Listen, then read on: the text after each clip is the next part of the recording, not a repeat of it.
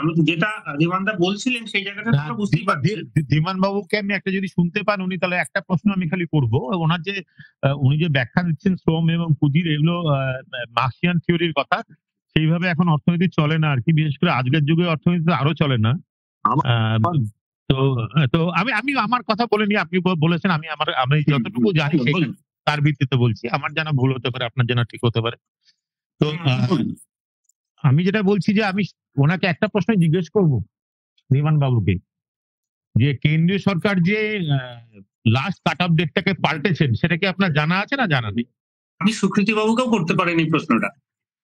না, সুকৃতি বাবুর তো মানে এই শেষ যেটা ডেট হলো আর কি, ডিক্লেয়ার করা হলো, কয়েকটা বিষয় আমাদেরও এই অন্বেষার তরফ থেকে আমরা যদি প্রশ্ন করি সাধারণ মানুষ, একটু 2024 কি ডিক্লেয়ার হয়েছে সেটা একটু বলুন, তাহলে আমি তারপরে একটু মতামত জানাতে পারবো। হ্যাঁ, আমি যদি একবার বলি,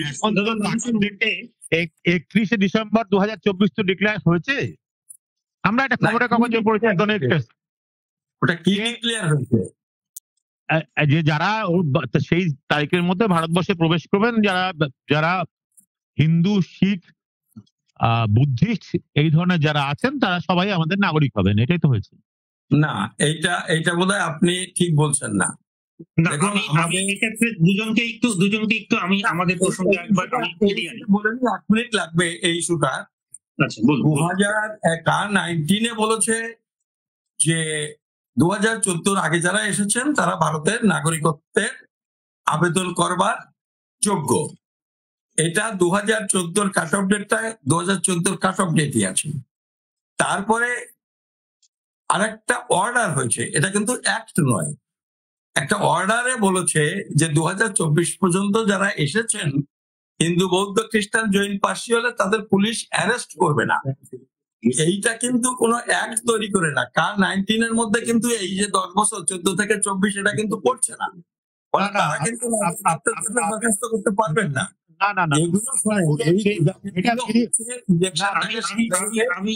আমি অনুগ্রহ করবো দেবাশিস দা এবং সুকৃতি বাবু দুজনকে একটু অনুগ্রহ করব যে আমাদের রাজ্যের প্রেক্ষাপটটায় নিয়ে আসি। আমাদের রাজ্যে এই মুহূর্তে যেহেতু এসআইআর নিয়ে এত আলোচনা হচ্ছে, এর আগেও আমরা এসআইআর বিহারে যখন হয়েছিল তখন একটা অনুষ্ঠান করেও ছিলাম। এবার আজকের যেহেতু পশ্চিমবঙ্গটা আমাদের কাছে খুব ইম্পর্টেন্ট, তাৎপর্যপূর্ণ হয়ে উঠেছে। আমার যেটা প্রশ্ন আপনার দুজনের কাছে, আমি দেবাশিস কাছে আগে আসি, তারপর সুকৃতি বাবুর কাছে যাব, যে এই এসআইআরটা যে হচ্ছে আমাদের এখানে, সেটা থেকে একটা ডেমোগ্রাফি চেঞ্জ হচ্ছে, আর দ্বিতীয়ত এটাতে কি আমাদের এখানে আসন্ন যে বিধানসভা ইলেকশন হচ্ছে তাতে কোনো প্রভাব পড়তে পারে, কোনো পরিবর্তনের সম্ভাবনা হতে পারে? আপনার এটা কি মনে হচ্ছে? আমি একটা খুব ছোট্ট উদাহরণ দিই আর কি। যে কোনো একটা লিস্ট বেরোলে পরে এই মানে যে কথাগুলোকে প্রথমে নেগেট করা হচ্ছে, এটা একটা স্বাভাবিক প্রক্রিয়া। ইলেকট্রাল রোল রিভিশন একটা স্বাভাবিক প্রক্রিয়া। এতদিন কেউ করেননি বলে কেউ করবেন না, এটা যেমন ঠিক নয়। যদি ভুল ত্রুটি থাকে তাহলে সংশোধন করতে হবে, এবং এখানে কোথাও বলা নেই। আপনি জিজ্ঞেস করছিলেন যে ইউনাইটেড নেশনস এর ম্যান্ডেট মেনে হচ্ছে, হ্যাঁ মেইনটেইন করা হয়েছে কিনা। হ্যাঁ, সেই চার্টারে যেটা বলে যে এই প্রক্রিয়াগুলো স্বচ্ছ কিনা, অর্থাৎ যারা মানে ইউনিল্যাটারালি হচ্ছে কিনা, রাষ্ট্র একভাবে চাপিয়ে দিচ্ছে কিনা, নাগরিকের সেটা চেক করার অধিকার থাকছে কিনা, সেগুলো কিন্তু আমাদের দেশে আছে। আমাদের দেশে সেটা পরিষ্কার আছে। যে কোনো নাগরিক, এই যে এখন তো ওয়েবসাইট দিয়ে দেওয়া হয়েছে, যে কোনো নাগরিক সে নির্দিষ্ট দিয়ে গেছে 9 তারিখের পরে তার অ্যাপ্লিকেশন করার জন্য সময় থাকবে, শুনানির সময় থাকবে। তো এই যে তার মাঝখানে আতঙ্কটা ছড়ানো হচ্ছে, আমি সেটা বলছি পরিকল্পিতভাবে ছড়ানো হচ্ছে, সেটা পরিকল্পিতভাবে ছড়ানো হচ্ছে। এবং এই যে অন্যান্য দেশগুলোর কথা বললাম, আমি সেই সঙ্গে আরেকটু যোগ করছি যে আমরা আবার ধীমানদার সঙ্গে যোগাযোগ করতে পেরেছি। দেবাশিস দা, আপনার যদি প্রশ্নটা ছিল আপনার, হ্যাঁ আপনি একবার বলতে পারেন। ধীমান বাবু নমস্কার। হ্যাঁ, আমি আপনাকে একটা প্রশ্ন করতে চেয়েছিলাম যে মিনিস্ট্রি অফ হোম অ্যাফেয়ার্স যে একটা এই সিটিজেনশিপ অ্যামেন্ডমেন্ট একটা ধারা যোগ করেছেন, কাট অফ ডেটটাকে যে বাড়িয়ে আপনার 31শে ডিসেম্বর 2014 করেছেন, এটা কি আপনার জানা আছে? সেটাই তো হচ্ছে যে সিএ 2019। না, আমি বলছি কাট অফ ডেটটাকে যে রিলিজিয়াস পারসিকিউশনের জন্য যারা আসবে, হিন্দু, বৌদ্ধ, খ্রিস্টান, পার্সি যারা আসবেন তাদের জন্য যে, এবং তাদের কোনো ট্রাভেল ডকুমেন্ট না থাকলে পরে হবে, তারা অ্যাপ্লাই করতে পারেন বলেছেন। জানা আছে আমি তো সেই তো না, না, তাহলে আমি যেটা মিস করে গেছে। আমি এবার আমার অন্য বক্তব্যটা জায়গাটা আসি। সুকৃতিবাবু বলছেন যে উন্নত দেশে ওগুলো হচ্ছে, আমরা এটা খুবই উন্নত দেশে এটা সম্ভব না। তো আমার যেটা প্রশ্ন ছিল সেটা হচ্ছে আমাদের রাজ্যের যে এই মুহূর্তে দাঁড়িয়ে প্রেক্ষাপটে যে আমরা এসআই নিয়ে আলোচনা করছি, তাতে সামগ্রিকতা তো অবশ্যই আলোচনায় আসবে, কিন্তু আমাদের রাজ্যেও তো একটা বর্ডার এলাকা, বাংলাদেশের সঙ্গে আমাদের এত বড় একটা দীর্ঘ বর্ডার রয়েছে। তো সেখানে দাঁড়িয়ে বর্তমানে আমাদের যে এই আসন্ন বিধানসভা ইলেকশন হতে যাচ্ছে, তাতে আপনার কি মনে হচ্ছে? আমি আমাদের তিনজন গেস্টকেই ঘিরিয়ে ফিরিয়ে এটা জিজ্ঞেস করব, আপনাকে দিয়ে শুরু করলাম। আপনার কি মনে হচ্ছে? আর যদি সেন্সাস হয়ে যেত, তাহলে কি এসআইআর করার আগে সেন্সাসটা করে নিলে ভালো হতো না? না, আমি আবার বলছি যে এসআইআর একটা প্রসিডিওর, আর হ্যাঁ সেন্সাসের ব্যাপারে আমি এই ব্যাপারে আপনার সঙ্গে একমত। সেন্সাসটা দেরি হওয়া না, এটা অনভিপ্রেত। সেন্সাস রেগুলার বেসিসে করা দরকার, ব্রিটিশরাও সেটা করেছে, আমাদেরও করা দরকার ছিল। কিন্তু একটা কথা আমি এখানে বলছি, আমরা অন্ধ হলে তো প্রলয় বন্ধ থাকে না। আমি আপনাদেরকে স্মরণ করিয়ে দেব যে 2000 ওটা কোন সালে হলো, যে যেখানে ওই বিভিন্ন ট্রেন গুলোতে আগুন লাগিয়ে দেওয়া হলো, 600টা মতো ট্রেন 2019-এ হয়েছিল না? এটা 2019-এ যে ঘটনা ঘটেছিল, সেখানে এখানে যারা যে দুষ্কৃতকারীরা এসেছিল, তো এখানে কালিয়াচকে থানাও পুড়িয়ে দেওয়া হয়েছে তার কিছুদিন আগে, যেখানে বাংলাদেশ থেকে দুষ্কৃতকারীরা সরাসরি এসেছিল এবং পুলিশ সেখান থেকে এই কালিয়াচকের পুলিশরা গোটা ফাইলটাকে জ্বালিয়ে দেওয়া হয়েছিল। এটা 2019-এরও আগে। পুলিশ ওসি আইসি সব পালিয়ে গেছিলেন। এবং একটা ব্যাপারে আমি বলছি যে সেই সময় যে প্রায় 600-র উপরে ট্রেন বাতিল হয়েছিল, এতগুলো স্টেশনে আগুন দিয়ে দেওয়া হয়েছিল। আমাদের এখানে ভালুকা বলে একটা স্টেশনে, সেখানে সমস্ত কিছু যেটা হয়েছিল সেটা আমাদের যারা অবজারভার ছিলেন তারা বলছেন যে খুব হাই এন্ডের টেকনিক্যাল ব্রেন না থাকলে যেটা করা সম্ভব নয়। সমস্ত যোগাযোগ ব্যবস্থাটা হ্যাঁ সেগুলোকে তুলে ফেলা হয়েছিল। তো এবং সেটা কারা করেছিল? কোনো অ্যারেস্ট হয়েছে আমাদের এখানে? হয়নি, কারণ অ্যারেস্ট তাদের করা যাবে না, অ্যারেস্ট করা হবে না। বাংলাদেশ থেকে সাপোর্ট করছে আমাদের রাজ্য সরকার। আমার তো এই ব্যাপারে কোনো সন্দেহ নেই, আপনাদের থাকলে থাকতে পারে। ভোট ব্যাংকের রাজনীতির জন্য, একদমই তাই, ভোট ব্যাংকের রাজনীতির জন্যই তো করা হচ্ছে। এবং আমি আবার বলছি যে আমি অনেক যারা আমি এইরকম বাইনারিতে বিশ্বাস করি না যে হিন্দুরা বাদ যাবে, মুসলিমরা বাদ যাবে, মুসলিমরা দেশদ্রোহী, হিন্দুরা দেশপ্রেমী, এরকম আমি কিছু বিশ্বাস করি না। কারণ প্রচুর আমার মুসলিম বন্ধুরা আছেন যারা বলেছেন যে তারা এই এসআইআর এর পক্ষে কথা বলেছেন। তারাও এই যে রেশন কার্ড বাতিল হওয়ার উদাহরণ দিয়েছেন আমাদের যারা মুসলিম বন্ধুদের সঙ্গে যখন আমাদের আলোচনা হয়। এবং বিশেষ করে আমি উল্লেখ করতে চাই, যারা ফোর্সে আছেন, বিএসএফ এ আছেন, যারা আর্মিতে আছেন, সেই সব সোলজারদের সঙ্গে আমার কথা হয়, তারা কিন্তু এই প্রক্রিয়াগুলোকে, তারা সেন্সাস দেরি হওয়ার কথা বলেন যে সেন্সাস ঠিকঠাক হওয়া উচিত এবং বাইরের নাগরিক অনুপ্রবেশের বিরুদ্ধে তারা কথা বলেন। এটা একটা কাউকে না কাউকে ঠিক করতে হবে। আমি আবার বলছি যে আমি এর আগের জন্য বলেছিলাম একটা জায়গাতে, আজকে আবার বলছি যে শীতেরও শিশির ভেজা রাতে আমি রক্তিম যেন এক উত্তাপ হই, সংখ্যালঘু কোনো মানুষের যেন নিরাপত্তা হই, সেটা যেন আমার ট্যাক্সের টাকায় হোক। কিন্তু যারা বাইরের থেকে আসবে, আমার দেশের রেল লাইন ধ্বংস করবে, আমার স্টেশন জ্বালিয়ে দেবে, আমার ট্রেনে থাকা যাত্রীদেরকে, মহিলাদেরকে, শিশুদেরকে স্টোন পেল্টিং করবে, তারা আহত হবে, তাদেরকে তাদেরকে এই দেশে রাখা যাবে না। বুঝতে পেরেছি। আমি সুকৃত বাবুর কাছ থেকে শুরু করি। সুব্রত, আপনার কি মনে হচ্ছে আমাদের এখানে দেবাশিস দা যা বললেন তাতে প্রথমত আমার প্রশ্ন আপনাকে ছিল যেটা, সেটা হচ্ছে আমাদের আসন্ন বিধানসভা ইলেকশনকে কেন্দ্র করে এসআইআর তার কি কোনো তাৎপর্যপূর্ণ ব্যাপার রয়েছে? দ্বিতীয়ত, যে এই যে এসআইআর হচ্ছে, আগের তো সেন্সাস হতে পারতো, উনি যেটা সমর্থনও করলেন, আর সামগ্রিকভাবে উনি যেটাকে একটা নির্দিষ্ট সম্প্রদায়কে টার্গেট করছেন এবং বলছেন যে ঘটনাগুলো ঘটছে, একটা ডেমোগ্রাফি চেঞ্জ হচ্ছে, আপনার বিশ্লেষণ? না, আমি কিন্তু সম্প্রদায়কে করছি না। আমি যেটা বলছি সেটা আমাদের দেশের আইনে বলা আছে। হ্যাঁ, সেটা বুঝতে পেরেছি। হ্যাঁ, আমি কোনো টার্গেট করছি না। না, বুঝতে পেরেছি। আপনি সামগ্রিকভাবে বলতে চাইছেন যে কেউ হতে পারে আমাদের সম্পত্তি ধ্বংস করবে। বাংলাদেশ থেকে লোকেরাই বেশি আছে, নেপাল থেকে এসে ধ্বংস করছে না। ভুটান থেকে এসে করছে না। সে তো অস্বাভাবিক। নেপালের সঙ্গে আমাদের সম্পর্ক বাংলাদেশের সঙ্গে অন্যরকম। হ্যাঁ, সুপ্রিত দা বলুন। ডেমোগ্রাফি চেঞ্জের যে ব্যাপারটা বলা হচ্ছে, তো চেঞ্জ তো হয়েছে, সেটা বিপজ্জনক হোক আর না হোক। উনি যে দেবাশিস দা যেটা বললেন সেটাকে আপনি সমর্থন করছেন, যে এই যে ঘটনাটা ঘটেছিল? একদমই সমর্থন করছি না, এবং সেটাই আমি বলছি, ডেমোগ্রাফি চেঞ্জ হয়েছে। ডেমোগ্রাফি চেঞ্জ হয়েছে, সেটা বিপজ্জনক না হলেও চেঞ্জ তো হয়েছে, এবং সেই চেঞ্জটা হয়েছে কুচবিহার থেকে দক্ষিণ 24 পরগনা পর্যন্ত বর্ডার এলাকা দিয়ে প্রচুর সংখ্যক লোকজন বেড়েছে, এবং এই যারা বেড়েছে এর মধ্যে ম্যাক্সিমামটাই, শুধু ম্যাক্সিমাম না, প্রায় পুরোটা পূর্ববঙ্গ থেকে আসা হিন্দু মানুষ। এই হিন্দু মানুষ আসার জন্যই এই ডেমোগ্রাফিটা চেঞ্জ হয়েছে, লোক সংখ্যা বেড়েছে। অনেক কথা বলেছেন, আমি তো বলিনি কিছু, আমি তো কথা বলিনি। তো সেখানকার হিন্দু মানুষ এসেছেন, ফলে ডেমোগ্রাফি যদি চেঞ্জের কথা বলেন, সেটা বলবো উদ্বাস্তু মানুষ আসবার কারণে এটা হয়েছে। আর উনি যেটা বলছেন যে এই যে কার বিরুদ্ধে যে আন্দোলনটা হয়েছিল দেশব্যাপী, যেখানে আমাদের অনেক সরকারি সম্পত্তি নষ্ট হয়েছিল, এবং তার এই আন্দোলনের পুরো ভাগে মুসলমানরা ছিলেন। শুধু মুসলমানরা না, গোটা দেশের ইন্টেলেকচুয়াল লোকজন ছিলেন। হ্যাঁ, মুসলমানদেরাও একটা বড় সংখ্যায় অংশগ্রহণ করেছিলেন। সেই শাহিনবাগ বলুন বা আমাদের পাঁচ সার্কাস বলুন, এগুলো আমরা জানি।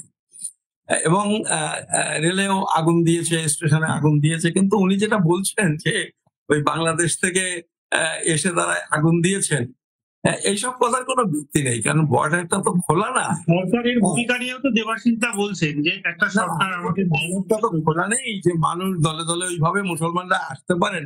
আর যদি এরকম যদি আসেন, তাহলে অমিত শাহ বসে কি করছেন? তিনি তো স্বরাষ্ট্রমন্ত্রী, তার অত বড় বাহিনী আছে, বিএসএফ। ফলে এই যে কথাগুলো বলেন, এগুলো অত্যন্ত সস্তা কথাবার্তা, এগুলোর কোনো ভিত্তি নেই। আর আমি আপনাকে একটা কথা বলি, সস্তাটাকে আমি প্রশংসাসূচক কথা বললেন? না না, আমি এগুলো বিরোধিতা করছি। আমি সস্তা মানে আমি বলছি যে এগুলো বলতে চাইছেন যে মূলত বিষয়গুলো হচ্ছে এগুলো একটা পপুলার পারসেপশন, কিন্তু তার কোনো যৌক্তিকতা নেই। মূল্যহীন কথাবার্তা, এটা ভোটের জন্য এরা বলে থাকে, এরা সাম্প্রদায়িক মেরুকরণের জন্যই এগুলো করে। হ্যাঁ, এইটা, এর মধ্যে কোনো পার্থক্য নেই। এবং আজকে এই মেরুকরণের লক্ষ্যে আপনি লক্ষ্য করবেন, এখন থেকে 10-15 বছর আগে, এখন যেভাবে হিন্দু মুসলিম প্রশ্নটা নিয়ে নেতারা বক্তৃতা করছেন, বলছেন, এইটা কিন্তু 15 বছর আগেও আমাদের দেশের সংস্কৃতি আমাদের ছিল, রাজ্যেও এরকম আমরা দেখিনি এর আগে। কেউ মানুক আর না মানুক, এই যেভাবে কথা বলছেন শুভেন্দু, এইটা একটা কোনো, আমি ধর্মনিরপেক্ষ রাষ্ট্র বলছি না, এটা কোনো ডেমোক্রেটিক না। আমাদের মুখ্যমন্ত্রীরও তো আমরা দেখতে পাচ্ছি বিভিন্ন রকমের মন্তব্য, বা বিভিন্ন দল সরকারি পক্ষেরও তো মন্তব্য এরকম, মানে রাজনীতিতেই কোথাও কি আমার মনে হচ্ছে এরকম একটা সংস্কৃতি চলে আসছে। আমি তৃণমূলের পক্ষে বলছি না, কিন্তু আমি সাম্প্রদায়িক প্রশ্নে যেভাবে কথাবার্তা বিজেপির লোকজন, বিশেষ করে শুভেন্দু, এরা যেভাবে বলছেন, তা এইটা কি কোনো একটা গণতান্ত্রিক দেশে এইগুলো কেউ অ্যালাউ করে? এই গভর্নমেন্ট সেটা করছে, ফলে এই গভর্নমেন্ট অ্যালাউ করছে কেন? এই অ্যালাউ করার পেছনেও কিছু কারণ আছে, তা না হলে এমনি এমনি এগুলো হয় না। ফলে আমাদের এখানে এসআইআর হলে, যেটা বলছেন এসআইআরটা দরকার, এসআইআর একটা নির্ভুল ভোটার তালিকা তৈরি হোক, এটা কে না চায়। কিন্তু এটাও তো ঘটনা যে এই যে নির্বাচন কমিশন যারা আছে, তারা বিভিন্ন জায়গায় যে সমস্ত অভিযোগ শুনছি, তার মধ্যে যদি একটা বড় শতাংশ যদি সঠিক হয়, একটা ঘরে একটা ঠিকানাতে এত মানুষ, ফলে এই নির্বাচন কমিশনের যে ভাবমূর্তি, সেটা তো, বা বিশ্বাস, এটা তো অনেকটা কমেছে। ফলে এসআইআর যখন হচ্ছে, তখনও মানে অনাস্থা তৈরি হলে যা হয়, অনাস্থা তৈরি হলে নানান রকমের প্রশ্ন মাথায় আসে। ফলে এই এসআইআর নিয়েও সেটা হচ্ছে। ফলে এই এসআইআর এখানে যেটা হচ্ছে, সেটাতে আলটিমেটলি মানুষ খুব উদ্বিগ্ন। এবং এই যে উনি একটা কথা বলেছেন যে আতঙ্ক ছড়াচ্ছি, আতঙ্ক কে ছড়াচ্ছেন? ধরুন, আপনি যদি শান্তনু ঠাকুরের কথা বলেন, শান্তনু ঠাকুর নিজে বলছেন তোমাদের নাম এসআইআর থেকে বাদ পড়বে, বাদ পড়লে তোমরা CA এখানে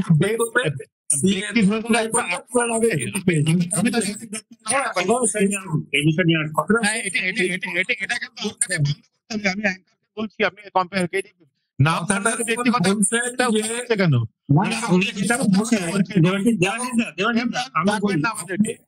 আপনি বলবেন, আপনাকে বলার জন্য তো নাম যে তোমাদের নাম বাদ পড়বে, তোমরা CA তে আবেদন করবে।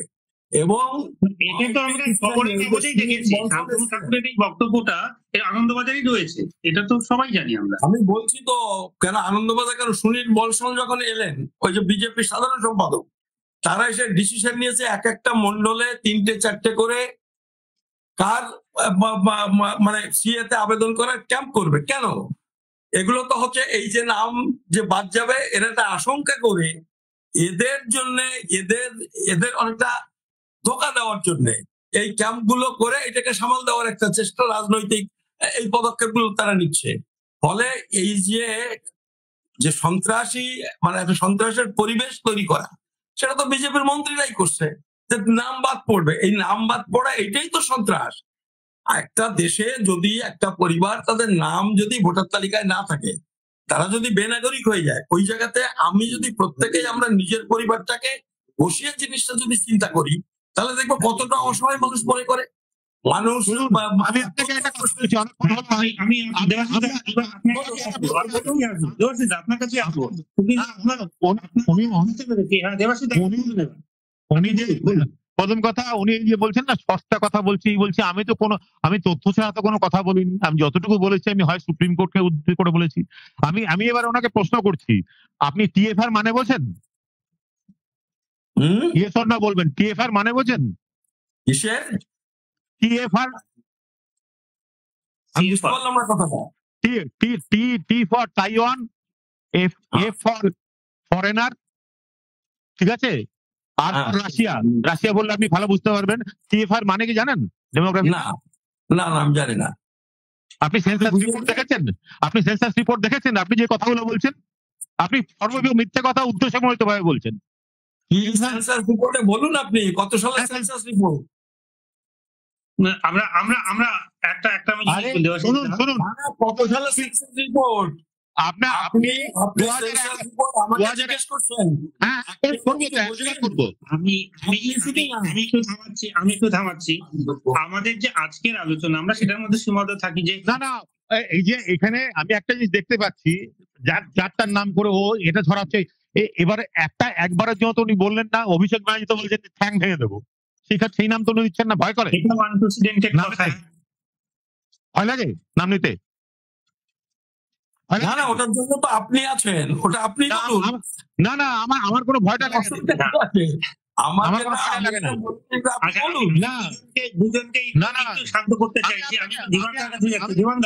আমি শান্তই আছি এখানে। বুদ্ধদেব ভট্টাচার্য মুখ্যমন্ত্রী থাকাকালীন বলেছিলেন যে মাদ্রাসাগুলো হচ্ছে সন্ত্রাসবাদের আতুরঘর, বলেননি? TFR মানে হচ্ছে টোটাল ফার্টিলিটি রেট। আপনি শুনেন টোটাল ফার্টিলিটি রেট বেঙ্গলে কতটা আছে? আচ্ছা, আপনি কি মনে করেন বুদ্ধদেব বাবুর কথা বেদবাক্য? আপনি বেদবাক্য বলছেন, উনি বলেছিলেন। বুদ্ধদেব বাবু ঠিক বলেননি।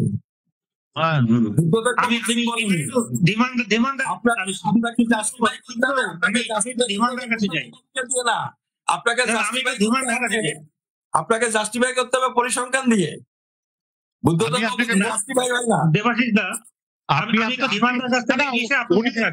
উনি যে কথা বললেন যে যারা এসছেন ম্যাক্সিমাম হচ্ছে কি বর্ডার এরিয়াতে হিন্দুরা এসছেন, মুসলিমরা আসেননি, এটা তো পুরোপুরি অনিত ভাষণ, অসত্য ভাষণ করছেন উনি। সেন্সাস রিপোর্ট কি বলছে? Census report 2001। আমি বলছি আপনাকে যে আপনার 51% আমাদের মালদাতে বেড়ে গেছে। মালদা এখন মুসলিম পপুলেটেড আছে। প্রজেক্টেড 2025 প্রজেক্টেড আছে হচ্ছে মুসলিম পপুলেটেড এলাকা। মুর্শিদাবাদ তো রয়েছে বরাবরই, তো এটা বরাবরই তারা মুসলিম প্রজেক্টেড গ্রোথ কত আছে মুসলিমে জানেন কি? টোটাল ফার্টিলিটি রেটের কথা বললাম। যেটা আপনাকে যেটা বলছি যে হিন্দুদের টোটাল ফার্টিলিটি রেট যা আছে তার থেকে মুসলিমদের অন্তত পক্ষে 0.6 গুণ বেশি আছে। এরা যদি 1.8 হয়, ওরা 2.4 আছে। না, এইসব গল্প বলে লাভটা কি? গল্প বলছি না, ঠিক আছে, স্বীকৃতি না, আমি আপনার কাছে আসছি, একটু শান্ত। হ্যাঁ, আচ্ছা, দেবানদা বলুন। আমি এবার ছাড়ছি। হ্যাঁ, অনেক ধন্যবাদ আমন্ত্রণের জন্য। না না, আমরা শেষ করে এসেছি, ঠিক আছে, আমরা শেষ হয়ে একদম শেষ জায়গায় চলে এসেছি। বিমানদা, একদম শেষ সময় আমরা চলে এসেছি। আপনার এসআইআর নিয়ে সামগ্রিকভাবে পর্যালোচনা, আপনার কি মন্তব্য, আপনি একবার শেষ একদম ছোট করে একটু বলুন। হ্যাঁ, সেটাই বলছি। ওটা আলোচনা থেকে এটা পরিষ্কার যে এসআইআর নিয়ে আলোচনা করতে গেলে নাগরিকত্ব আসছে, কারণ নাগরিক তারাই ভোটার হবে। এই নীতি সুপ্রীতি বাবুও বলেছেন, দেবাশিস বাবুও বলেছেন, এবং আমার বক্তব্য হচ্ছে, আমি সংবিধানের প্রশ্ন তুলেছি। প্রত্যেকের এরিয়া ভাগ আছে, নির্বাচন কমিশনের এখতিয়ার নেই নাগরিকত্ব যাচাই করা, সেটা হোম ডিপার্টমেন্টের আন্ডারে।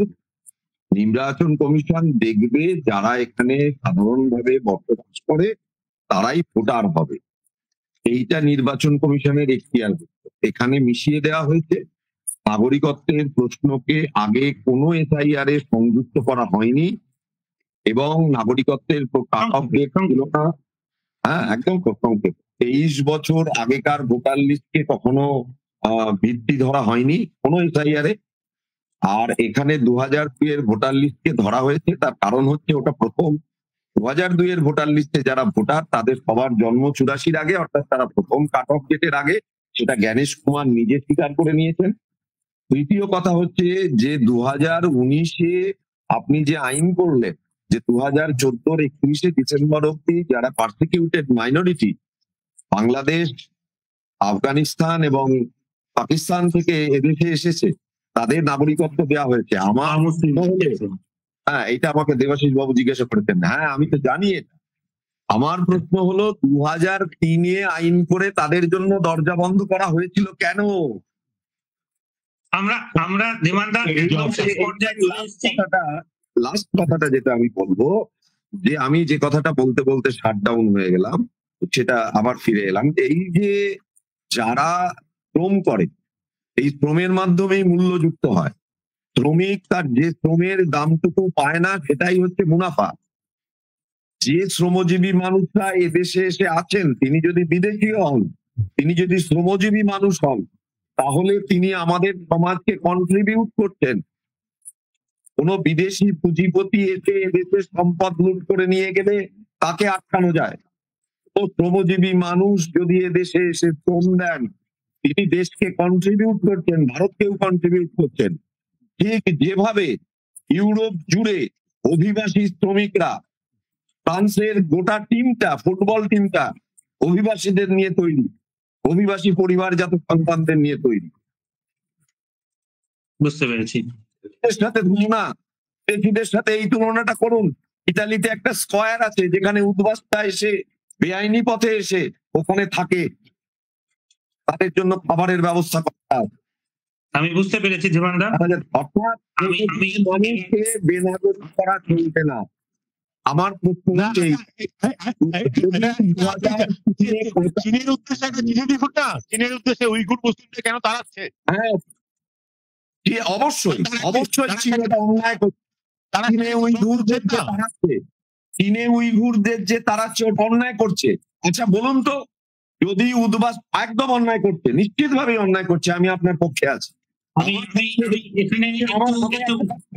আমি একটা কথা বলে নিই, শ্রীলঙ্কা থেকে বহু তামিল মানুষ অত্যাচারিত হয়ে এসছেন তো, তাদেরকে কেন এতে নাগরিকত্ব দেওয়া হয়নি? এই প্রশ্নটা ভাবুন তো। তামিল হিন্দু মানুষ শ্রীলঙ্কা থেকে অত্যাচারিত হয়ে তামিলনাড়ুতে ব্যাপক সংখ্যায় আছেন। শুধুমাত্র টার্গেট করা হলো বাংলাদেশ, পাকিস্তান আর আফগানিস্তান। কেন শ্রীলঙ্কা থেকে যারা অত্যাচারিত হয়ে এসেছেন তাদেরকে কেন দেয়া হলো না? কারণ সেটা সংবিধানে ছিল না। তো সংবিধানে এটাও ছিল না যে ভারত, পাকিস্তান, আফগানিস্তান থেকে এলে তাকে নাগরিকত্ব দেওয়া হবে। ছিল আমি তো বললাম না, ছিল না। কোথায় ছিল? আপনি কোথায় ছিল দেখো। জীবন আমরা দেখো একদম শেষ পর্যায়ে চলে এসেছি। এক কথা নিয়ে এক কথা হ্যাঁ, জনগণনা আগে হওয়া উচিত ছিল। এসআইআর নাগরিকত্ব যাচাইয়ের হাতিয়ার হতে পারে না। ওরা এনপিআর করতে 2019-এ সবার মনে আছে ন্যাশনাল প্রোগ্রাম রেজিস্টার। সুকৃতিদার কাছে যাই, সুকৃতিবাবু আপনার কাছ থেকে শেষ পর্যায়ে এখন ন্যাশনাল পপুলেশন রেজিস্টারের কাজটা এসআইআর এর মাধ্যমে করা হচ্ছে, যা আসলে এনআরআইসির প্রথম ধাপ, ন্যাশনাল রেজিস্টার অফ ইন্ডিয়ান প্রথম ধাপ। আমি সুব্রতী বাবু আপনার কাছে আমি একদম শেষ পর্যায়ে এসেছি। খুব সংক্ষেপে আপনি আজকের যে আলোচনা হলো আপনার নিজস্ব এক কথায় যদি বলতে চান, এনআরসি যেমন ধীমানদা বললেন যে এসআইআর এনআরসি, আপনার কি নিজস্ব মতামত খুব সংক্ষেপে? দেখুন, এসআইআর হচ্ছে, এই এসআইআর এ মৃত ভোটার বা স্থানান্তরিত ভোটার, দুই জায়গায় ভোটার আছে, তাদের নাম কাটা যাক, এটা নিয়ে কারোর আপত্তি নেই। কিন্তু পশ্চিমবঙ্গে যে আশঙ্কা তৈরি হয়েছে, এবং সে আশঙ্কা একেবারেই অমূলক না। ব্যাপক সংখ্যক মানুষ তারা বেনাগরিক হিসেবে তাদের নাগরিকত্ব প্রমাণ করতে না পারার জন্য বা 11টা নথি দিতে না পারার জন্য তাদের নাম ভোটার তালিকা থেকে বাদ যাবে। এবং এই বহু লোক, অন্তত 50 লক্ষ লোকের নাম বাদ যাবে, যারা এর মধ্যে কি মনে হচ্ছে হিন্দুর সংখ্যা শুধু বেশি না, এটা 90-95 ভাগই হিন্দুর সংখ্যা হবে, এবং তারা হচ্ছে দেশভাগের শিখ, এবং তারা হচ্ছে মতুয়া, নমশূদ্র, নিম্নবর্ণের মানুষ। এই নিম্নবর্ণের মানুষেরাই আসলে এইখানে এফেক্টেড হবেন। এই 2002 করার জন্য উচ্চবর্ণেরও কিছু মানুষ যারা দেরিতে এসেছেন, তারা দেখবেন যে ঠিক ওই 2002 এর মধ্যে বেরিয়ে চলে যাবে, একেবারে ছাঁকনি হয়ে যাবে নিম্নবর্ণের মানুষেরা। এই যে এসআইআর হয়ে তারা আলটিমেটলি বেনাগরিক হয়ে যাবে, তাদের ভোটার তালিকায় না থাকলে নানান রকমের অসুবিধায় মতো তারা পড়বেন। এই জিনিসটা হতে যাচ্ছে। এবং আমি একটুখানি বলে নি, অনেকে বলছে এটা তো বিজেপির ভোটার, হতে পারে বিজেপির ভোটার। বিজেপি, আপনারা জানবেন যে আলটিমেটলি বিজেপির ভোটার, বিজেপির টার্গেট কিন্তু নিম্নবর্ণের হিন্দু এবং মুসলমান। ফলে ওই যে ওদের এবার 25 সাল থেকে আপনি হিসেব করে আসুন, দেখবেন যে তারা নিম্নবর্ণেরও বিরোধী এবং মুসলমানের বিরোধী। ফলে একটু যদি তাদের এখানে কিছু ভোটার নাম কাটাও যায়, হয়তো তারা ভাবছে ভাগীরথীর ওপারে যে বাঙালদের টাইট দিয়েছি বলে হচ্ছে ঘটিদের ভোট কিছু বাড়তে পারে, এরকম নানান ক্যালকুলেশন হয়তো তারা করেছে।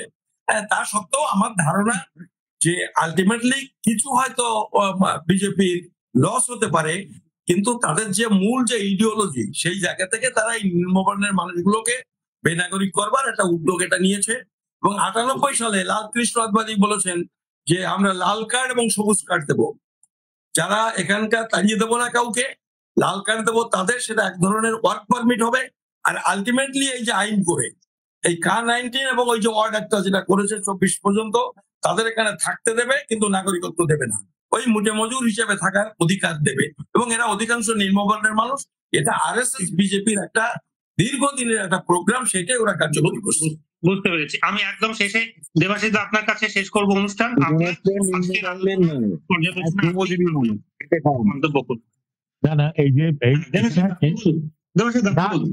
না এই যে ওনারা যে হাইপোথেসিস গুলো দিলেন আর কি, আমার খুব ইন্টারেস্টিং লাগলো। এগুলো নিয়ে রিসার্চ করা যেতে পারে, এবং ওনারা যদি বলেন সেই রিসার্চের জন্য যদি কোনো কাগজপত্র দরকার হয়, সেই ব্যাপারে আমরা যোগাযোগ করতে পারেন। আমরা, কারণ আমি বলে দিলাম যে এটা ও করবে, ও এরকম করবে না, ও এটা চায়, এরকম অনেক কিছু। এগুলো হচ্ছে কি হাইপোথেটিক্যাল কথাবার্তা। এগুলো যে দলগুলো সম্বন্ধে বলা হচ্ছে, আমি সে তার দলের মুখপাত্র হিসেবে তো এখানে আসিনি। ঠিক আছে, কথা বলতে দিন। হ্যাঁ বলুন দেবাশিস দা, বলুন। না তো এই যে বলছেন না যে মানে শুধুমাত্র মুসলিমদের টার্গেট, নিম্ন মডেলের টার্গেট করা হচ্ছে, তো উত্তরপ্রদেশে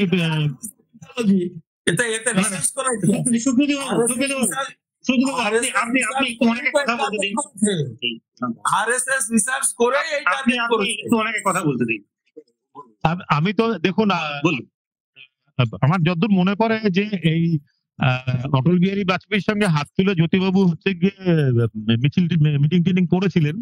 তো প্রয়োজন মতো আমি তাকে নেবো, আর প্রয়োজন মতো নেবো না। যখন যা যা বলবেন, আপনারা যেটা বলবেন সেটাই হচ্ছে ধ্রুব সত্য, বাকিরা যেটা বলবে সেটা নয়। তো তখন যেটা জ্যোতিবাবু করেছিলেন ঠিক ছিল, এখন আপনি বলছেন না আমাকে মানতে হবে, এগুলো আমাদের সব বোঝা আছে। যখন মানে ভারত চীন যুদ্ধ হয়েছিল, তখন যারা চীনকে বলেছিল হচ্ছে কি ভারত আক্রমণকারী, তাদের সম্বন্ধে আমার মানসিকতা মানে তাদেরকে সব ভারতবাসী প্রত্যাখ্যান করেছেন এবং ভবিষ্যতেও করবেন, এটা ভারতবর্ষ করছে। এবং উনি যেটা বলছেন যে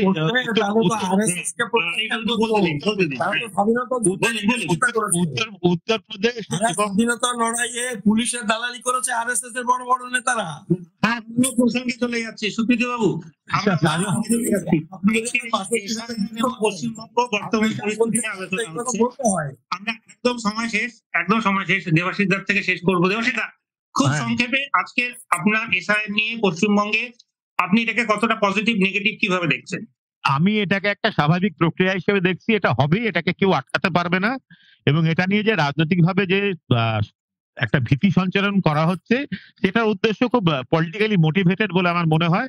এবং এর আগে যে বিহারে হয়েছে, এর মাধ্যমে প্রমাণিত হচ্ছে যে বিহারের মানুষ এবং বিহারের রাজনীতি জনতা বিশেষ করে, এবং বিহারের রাজনীতিবিদরা, তারা আমাদের থেকে অনেক শিক্ষিত এবং অনেক ম্যাচিওর।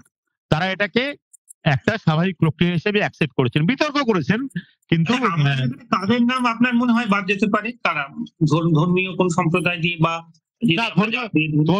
ধর্মীয় সম্প্রদায় নিয়ে তো আমি বলবো না, আমি বলবো যারা বেআইনি অনুপ্রবেশকারী তাদের নাম বাদ যাওয়া উচিত। ধর্মীয় সম্প্রদায় বলবো কেন? এটা একটা আপনার বলছেন যে মুসলমান হলে অনুপ্রবেশকারী, হিন্দু হলে তো অনুপ্রবেশকারী নয়, এটাই তো বলেছেন এ পর্যন্ত। কে বলেছেন? আপনার দল। আমার এরকম